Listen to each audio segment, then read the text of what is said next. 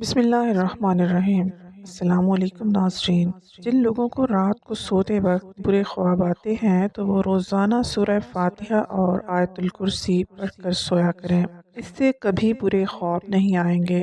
نہار منہ کھجور کا استعمال کیا جائے تو آپ کو گلوکوز کی کمی نہیں ہوتی اور سارا دن اچھا گزر جاتا ہے۔ کریلے کا پانی چہرے پر لگانے سے داغ دھبے دور ہو جاتے ہیں۔ ہڈیوں میں درد اور تکلیف ہو تو ایڑیوں پر زیتون کے تیل کی مالش کرنے سے درد ہمیشہ کے لیے جڑ سے ختم ہو جاتا ہے۔ اگر کسی شخص کو سانس کی تکلیف ہو یا دمے کے مرض میں مبتلا ہو وہ سبز چائے کا زیادہ استعمال کیا کریں۔ سانس کی تکلیف میں سبز چائے کا استعمال انتہائی مفید ہے۔ خالی پیٹ کبھی بھی ٹھنڈا پانی مت استعمال کریں، اس سے کبھی بھی ہارٹ اٹیک کا مسئلہ ہو سکتا ہے۔ جو لوگ ہر وقت سوئے رہتے ہیں ان پر موٹاپا جلدی حاوی ہو جاتا ہے۔ اگر آپ کو معدے کی کمزوری ہو جائے تو ساگودانہ 1 کپ دودھ میں پکا کر کھا لیا کریں، انشاءاللہ چند دنوں میں معدے کی کمزوری دور ہو جائے گی۔ نہار منہ نیم گرم پانی پینے سے دانت مضبوط ہو جاتے ہیں۔ انگور کھا لیا کرو،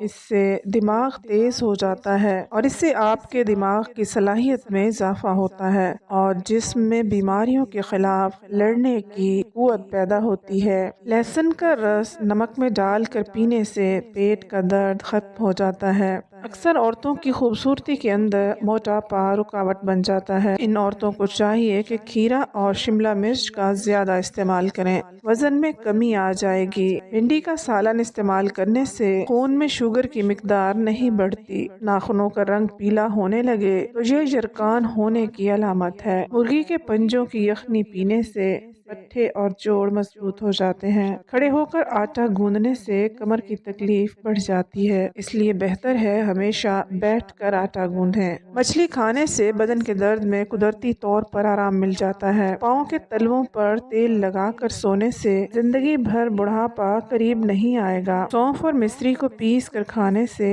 آنکھوں کی نظر تیز ہو جاتی ہے۔ دیسی گھی اور ہلدی ملا کر چہرے پر مساج کرو، کئی سالوں تک جھریاں نہیں پڑیں گی۔ شہد کے ساتھ انجیر کھانے سے بدن کے اندر طاقت ہمیشہ رہے گی۔ وزن اور موٹاپا کم کرنے کے لیے شہد میں لیموں کا رس ملا کر پی لیں، 1 ہفتے میں موٹاپا کم ہو جائے گا۔ ویڈیو پسند آئی ہو تو لائک اور شیئر ضرور کر دیں۔